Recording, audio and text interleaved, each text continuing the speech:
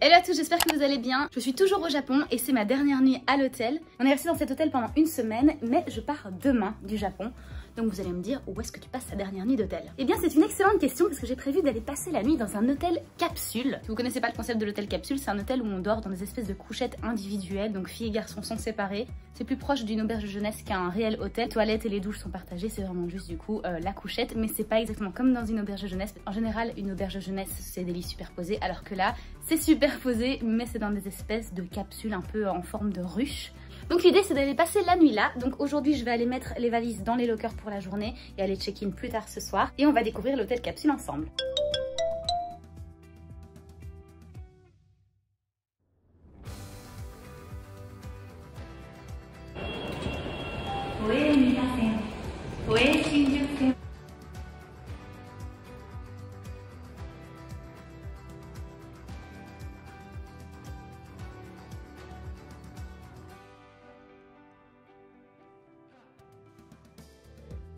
Puisqu'on peut pas parler, je me mets en voix off. Alors on trouve dans le sac un peignoir, un essuie, il y a aussi des pantoufles pour éviter de tout salir. Et aussi on va trouver une brosse à dents et un pyjama, bien évidemment, qui est fourni par l'hôtel. Et ça a l'air d'être un peu un pyjama de l'espace, ça va être fun. Les gars, je suis sortie vite fait pour aller chercher un truc au 7-Eleven parce qu'on a faim. Mais je voulais vite vous faire une parenthèse. Les douches sont absolument dégoûtante, c'est vraiment ultra crade. Là tout de suite j'étais dans la pièce commune avec mon copain et on voit deux filles qui descendent et qui disent à la réception écoutez, on va pas dormir ici. Ok, je suis rentrée, maintenant je vais aller me mettre en pyjama et penser à dormir parce que j'ai vraiment des petits yeux. Donc on va aller tester ce pod.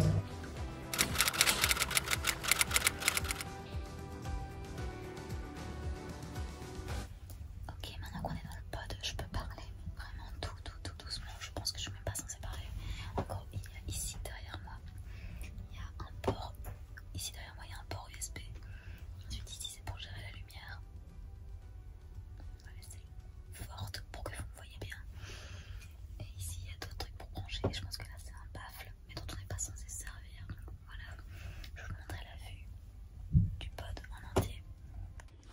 Ok, donc du coup ça c'est la vue. J'ai pris mes affaires avec moi, là il y a le sac avec tous les essuies. À la réception ils donnent du coup ceci. Et de l'autre côté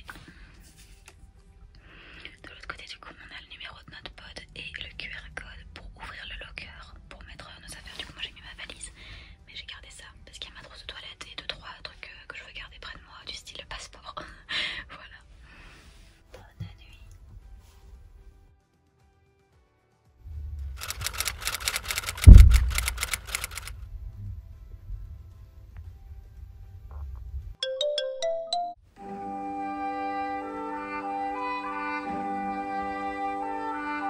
Alors verdict par rapport à l'hôtel capsule, je recommande pas du tout. Je mettrais un 4 sur 10 peut-être. La cabine était confortable, c'était propre à l'intérieur et tout, mais en ce qui concerne les communs, c'était absolument dégoûtant. Il y avait des cheveux partout et personnellement, je sais pas vous, mais moi je suis une cheveux au sol phobe. Si jamais vous êtes comme moi et vous détestez les cheveux qui traînent par terre, c'est vraiment pas l'endroit. Juste, il n'y a aucun respect de la part des filles, quoi. Elles se brossaient les cheveux et elles mettaient leurs cheveux par terre comme ça. Il y avait 2 douches alors qu'on était quand même beaucoup plus, donc en fait tout le monde ne pouvait pas se doucher le matin avant le check-out. Donc ça aussi je pense que c'était quand même un gros problème. À part ça, vers 6 h du mat, les réveils commencent à sonner, les gens commencent à parler, à faire du bruit.